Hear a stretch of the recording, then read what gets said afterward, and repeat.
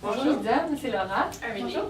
Bonjour, Lydia. Donc, on est les propriétaires des Zion Outaouais. Vous pouvez vous asseoir si on va commencer. Donc, est-ce que c'est la première fois que vous venez ici dans nos bureaux chez Zion Outaouais?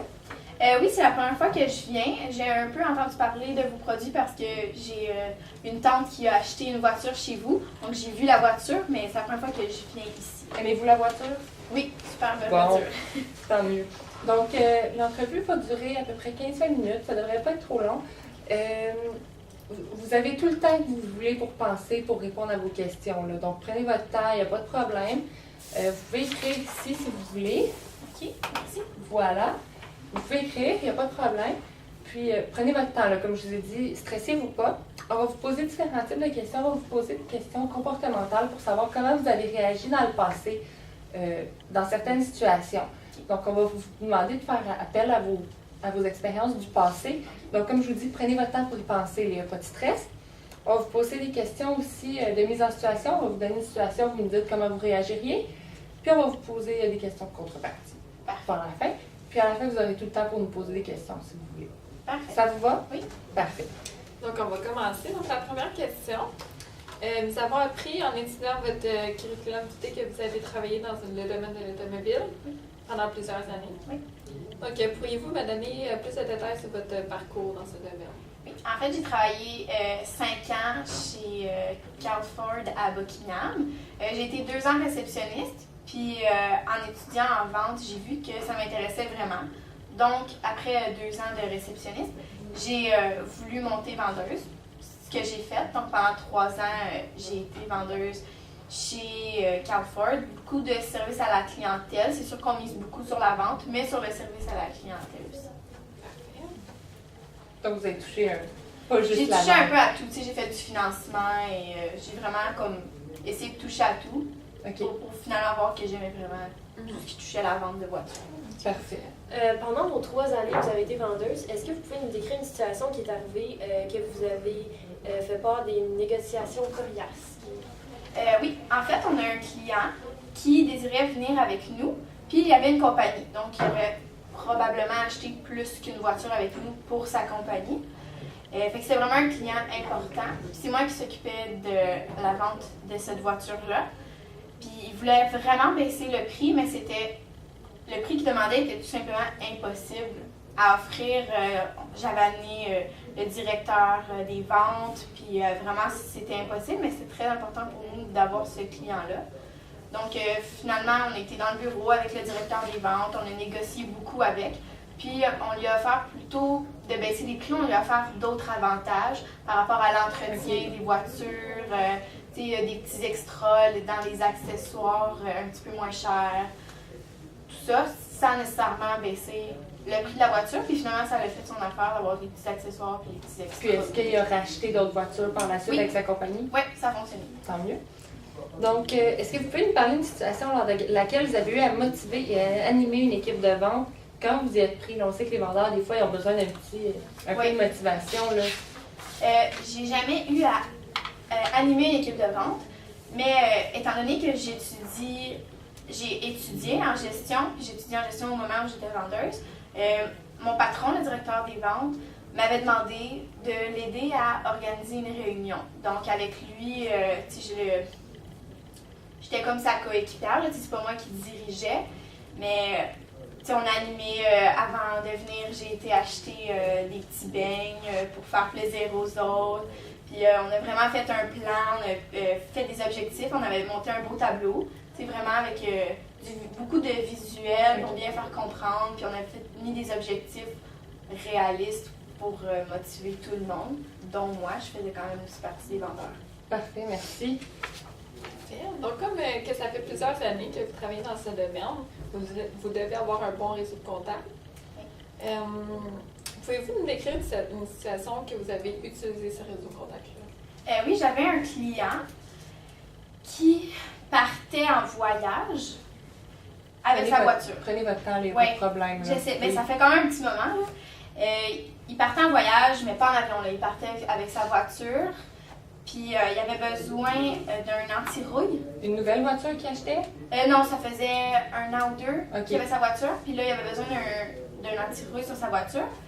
Mais c'est quand même long faire ça. Ça prenait environ 2 semaines. Puis lui, il partait dans 5 jours. Donc ça pressait. Puis il voulait vraiment. Puis c'est un client fidèle. Donc c'était très important de répondre à son besoin.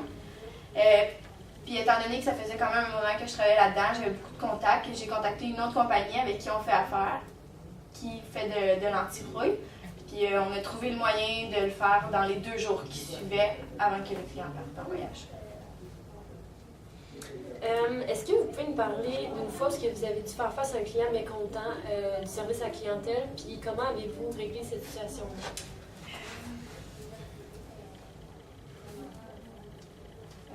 Prenez votre temps, il n'y a pas de problème. Oui. J'avais un client qui avait pris un plan d'entretien avec sa voiture. Le plan d'entretien, c'est changement d'huile, les changements de wiper, pardon, le terme anglais.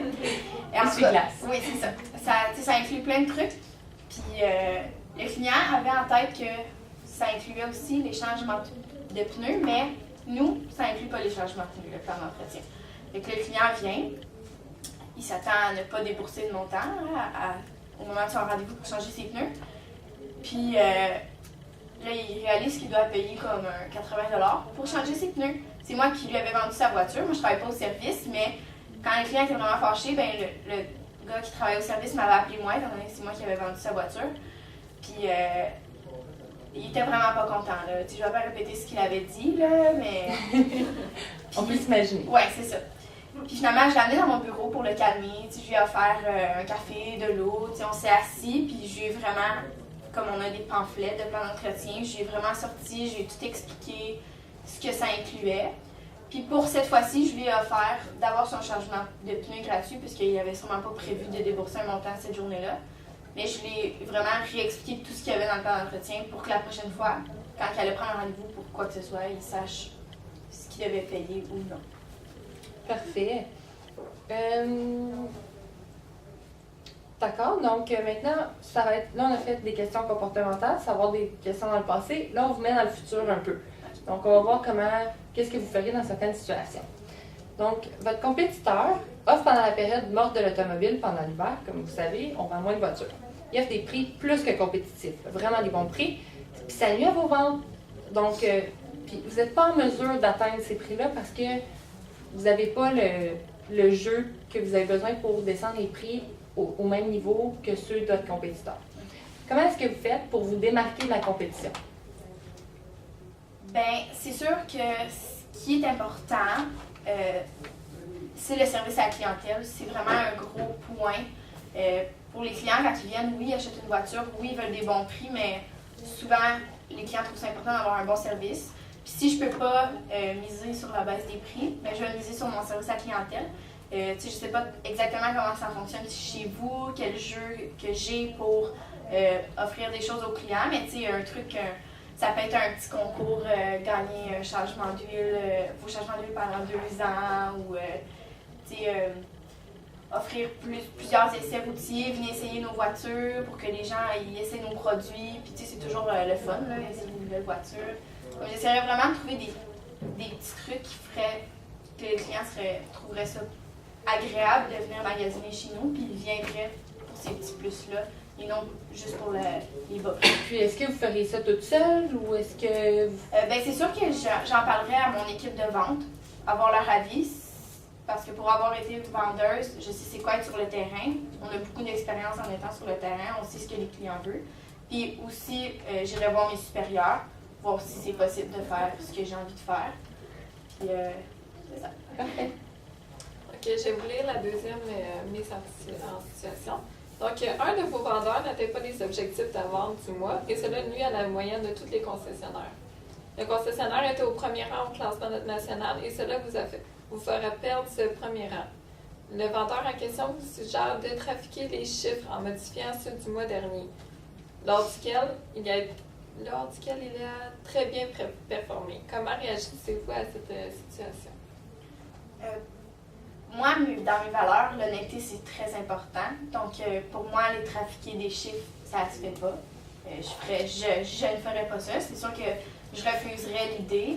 Je pense pas que j'irais jusqu'à sanctionner l'employé pour son idée parce que j'imagine, je sais c'est quoi, quand on n'atteint pas les objectifs, on se sent un peu coupable, surtout si ça nuit au rendement à la place du concessionnaire. Mais je lui expliquerais que c'est pas grave pour ce mois-ci si on n'est pas en première place. Puis si j'ai confiance en mon équipe de vente, ben, je vais leur dire que j'ai confiance en eux, puis que pour le prochain mois, on va être capable d'arriver en premier, puis on va faire une réunion, je vais aller voir mes supérieurs, on va trouver le moyen de monter en toute honnêteté. OK, je vais venir à la troisième. Vous venez tout juste d'embaucher un nouveau vendeur pour qu'il se joigne à votre équipe. Il possède le profil parfait pour toutes les compétences requises. Vous savez toutefois que dans son ancien milieu de travail, les vendeurs sont habitués à mettre beaucoup de pression aux clients lors de la vente et ce n'est pas une façon de faire qu'on adopte ici. Que faites-vous? Ben, c'est sûr que lors de l'entrevue, j'expliquerai le fonctionnement chez Zion. C'est comment que nous, notre mission, nos valeurs, la façon qu'on voit les choses, comment on procède. Donc déjà là, en partant, le nouvel employé sait à quoi s'attendre ici. Puis par peur de l'insulter, j'irai pas lui dire ben, je sais où tu travaillais avant, c'est vraiment pousser la vente, puis ici, c'est pas comme ça. Tu sais, je le dirais pas comme ça, mais si, tu sais, je vais laisser aller pour commencer, voir comment il s'adapte avec nous. Puis si je vois que vraiment, il adapte pas notre méthode à nous, bien, c'est sûr que là, je vais le rencontrer sans le blâmer, parce que c'est sûr qu'on va toujours se fier sur nos expériences passées, puis on va travailler comme avec ça. Mais je lui expliquerai que ici, c'est plus une expérience client agréable plutôt que juste penser à l'argent et à pousser la vente. Je ferais juste lui expliquer, puis je sais qu'un vendeur est capable de comprendre ça puis de s'adapter aux méthodes du vendeur. Parfait. Donc, vous vous retrouverez un samedi d'été, l'été qui est très occupé, en pénurie de vendeurs, un a pris congé et 2 sont malades. Il vous manque 3 vendeurs, ce qui est quand même beaucoup si vous avez, on dit, 5 ou 6 vendeurs sous votre aile. Le concessionnaire est très achalandé et il ne vous reste que 2 vendeurs pour répondre aux clients. Comment est-ce que vous allez gérer cette situation-là? Ben, c'est sûr que premièrement, je vais aller sur le plancher. Je vais prendre la place d'un vendeur qui n'est pas là pour servir les clients à faire de la vente, c'est sûr.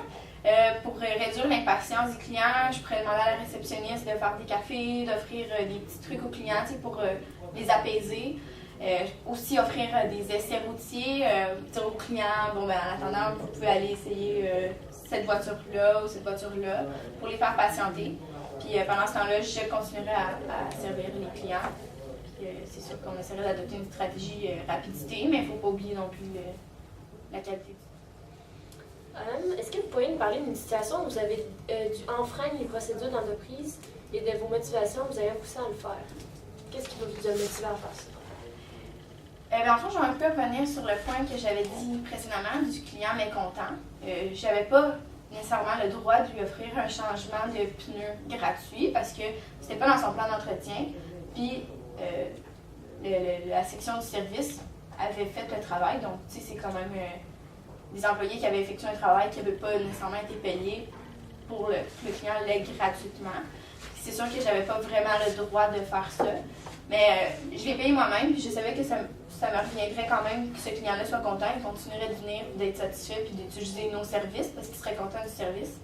Puis, j'ai été rencontrer mon patron après pour lui expliquer ce qui avait arrivé, puis il avait dit qu'il comprenait totalement parce qu'on avait un client qui était content. Vous n'avez pas réussi à motiver une équipe de temps. Oui, mais une fois où c'était vraiment pas occupé, les ventes n'étaient pas super bonnes, personne n'avait atteint ses objectifs. C'est sûr que nous, c'est notre travail. Ça nous tient à cœur, c'est important pour nous, puis c'est un peu déprimant de ne pas atteindre nos objectifs. Surtout quand personne ne l'atteint, c'est comme toute l'équipe qui est démotivée. Fait que moi, j'essaie d'encourager tout le monde, d'aller faire nos suivis, que tout le monde fasse ses trucs. C'est pas grave, ça va aller mieux la semaine prochaine, mais ça n'a juste pas marché. Là, j'avais essayé d'être positive. Des fois, un esprit positif, ça l'aide l'équipe de travail, mais il n'y a rien qui fonctionnait. J'avais été voir mon patron, lui il avait essayé aussi, puis vraiment, il fallait attendre que la mauvaise période passe, j'imagine. Parfait. Donc, je pense que ça termine pour les questions. Oui, moi Est-ce je que terminer avec vous- une question. Vous, de votre côté, est-ce qu'il y avait des questions que vous avez en tête? Oui, en fait, je me demandais, l'équipe était constituée de combien de personnes, combien de vendeurs? Est-ce qu'il y a les directeurs, ça a l'air de quoi? Ben, dans le fond, nous, notre équipe de vente, c'est 4 à 5 vendeurs. C'est quand même des jeunes vendeurs, donc on a vraiment un esprit d'équipe dynamique, jeune. Donc c'est ça qu'on recherche le plus possible parce qu'on a quand même une clientèle jeune chez Zion. Donc, Puis comme c'est un nouveau produit, on veut vraiment amener comme un renouveau là, dans l'automobile. On veut des nouveaux vendeurs, on veut de la motivation, on veut. Puis vraiment, on mise sur le service client. OK. Bon, mais c'est comme ça que ça termine l'entrevue. Ce qui va se passer, c'est qu'on va vous rappeler quand on va tout passer les candidats qu'on a en entrevue. Puis on va vous donner des nouvelles environ dans 2 semaines. OK. Merci beaucoup. Merci beaucoup. Bonne fin de journée. Merci à vous aussi.